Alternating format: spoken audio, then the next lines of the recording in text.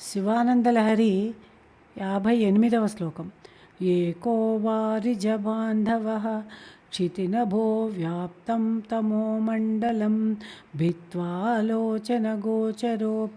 భవతి త్వం కోటిసూర్యప్రభః వేద్యః కిం న భవస్యహో ఘనతరం కీదృగ్భవేన్మత్తమః తత్సర్వం వ్యపనేయ మే పశుపతే సాక్షాత్ ప్రసన్నో భవ. తాత్పర్యము: హే పశుపతి శివ, సూర్యుడు ఒక్కడే అయినను భూమ్యాకాశములను ఆవరించిన గాఢాంధకారాన్ని భేదించి జనుల కంటికి కూడా కనబడుతున్నాడు. నీవు కోటి సూర్యుల కాంతి కలవాడవు. మాకు ఎందువల్ల నీవు కనబడడం లేదు? ఇది చాలా ఆశ్చర్యంగా ఉన్నది.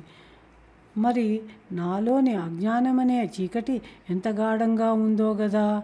అజ్ఞానాంధకారమునంతటినీ తొలగించి నీవు నాకు సాక్షాత్కరించి ప్రసన్నుడవు కమ్ము అని తాత్పర్యం.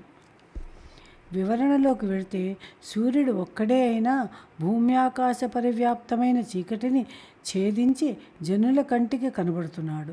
ఈశ్వరుడు కోటి సూర్యులతో సమానమైన కాంతి కలవాడు. అటువంటి శివుడు నాకు కనబడకపోవడం ఆశ్చర్యంగా ఉంది. అయినా దాన్ని పోగొట్టి నా కన్నులెదుట సాక్షాత్కరించి ప్రసన్నుడవు కమ్మని శివుని శంకరులు ప్రార్థిస్తున్నారు. నీ తేజస్సు ముందు కోటి సూర్యులైనా వెలవెలపోతారు. నీవు నాకు కనబడటం లేదు. ఆశ్చర్యంగా ఉంది.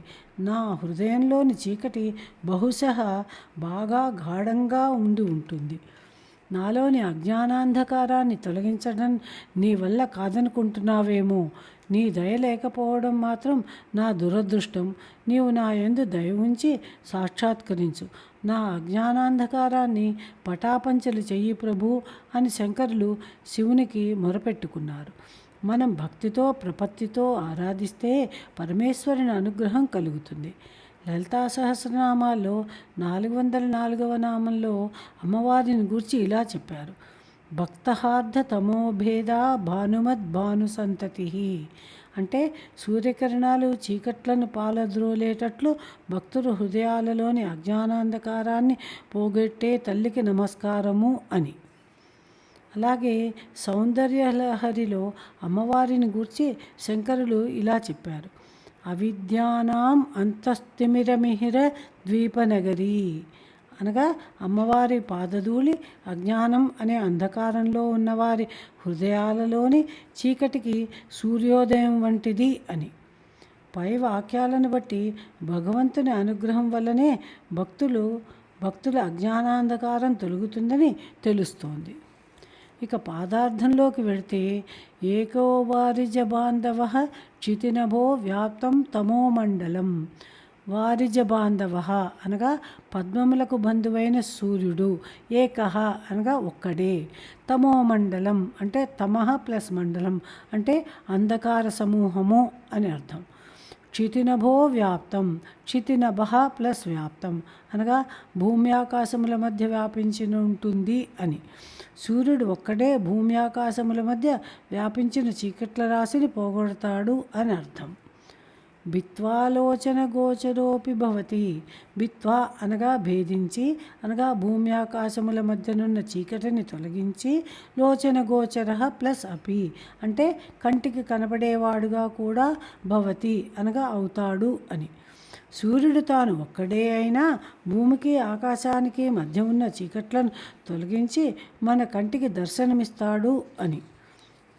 త్వం కోటి సూర్యప్రభ. త్వం అనగా నీవు, కోటి సూర్యప్రభ అంటే కోటి సూర్యులంత వెలుగుల రాశివి. నిజమే.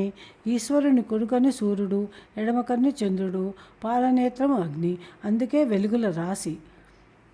వేద్యః కిం న భవస్యహో. అహో అంటే ఆశ్చర్యం వేస్తోంది అని.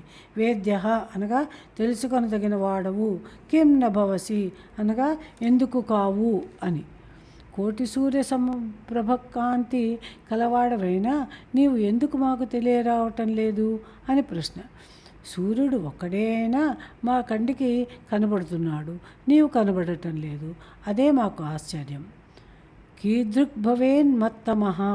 మత్తమః అంటే మత్ ప్లస్ తమః అనగా నాలోని చీకటి. కీదృక్ అంటే ఏ పాటిది, భవేత్ అనగా అయి ఉందో అని.